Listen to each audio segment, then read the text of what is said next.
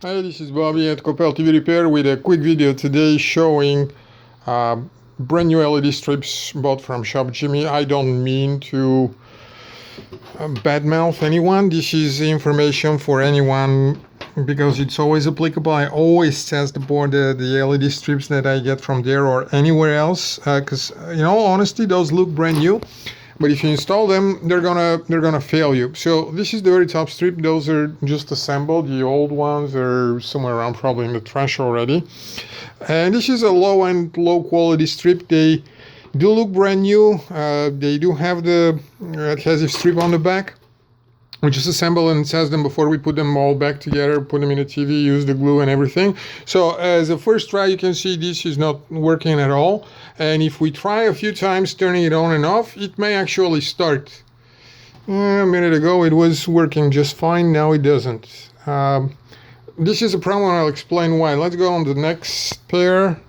Those seem to be working well. And one thing that you want to look for is when you connect the tester, you want to see that they start glowing at the same time.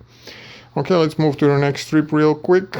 This one, they do start at the same time. They do glow equally well. That's good. Next one. Next one also start at the same time, also glow equally. Was there more? Okay, let's try again. Okay, this one starts with a delay. 1, 2, 3, yeah, it's easy. Do it again. Okay, that is one that is definitely, you can see how it starts later. I will explain that a second later. And then what bothers me that I actually did test that one and it was working fine. So probably all of them are very, very low quality. Okay, those appear to be fine. And the last one, I know it starts with a delay. Again, this one. The problem with that is this. The power supply board, the constant current driver that drives the LEDs, it has a relatively narrow range. It has nothing like this tester, which is capable of providing a very wide range of voltage in order to secure the current that it needs to secure. TV boards are usually designed with some, say, 10-15%. I don't know the exact percent, but it's way smaller than the one of a universal meter. And what happens is if one of those has trouble starting in, that's because its resistance is very high in the beginning. The universal meter is capable of raising much higher voltage. Once that one starts working, it actually gets better, driver for the universal meter is able to quickly adjust and keep the current necessary as what it has to be. A power supply board, however, is not capable to go as high or as low with a voltage applied in order to secure the current that it tries to secure. And it just simply kicks off protection error for over voltage or under voltage.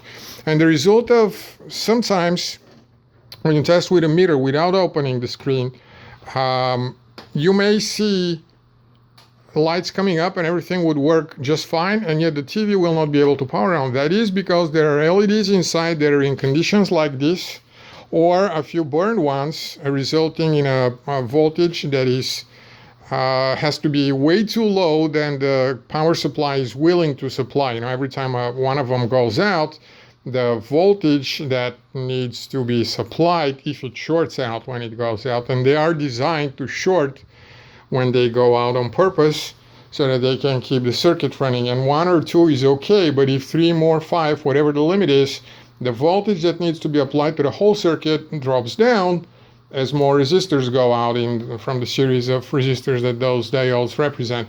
And if the power supply board isn't able to go that low, it just kicks out and doesn't come on. Some power supplies will shut off the whole thing with the cheap models like RCAs, etc., etc.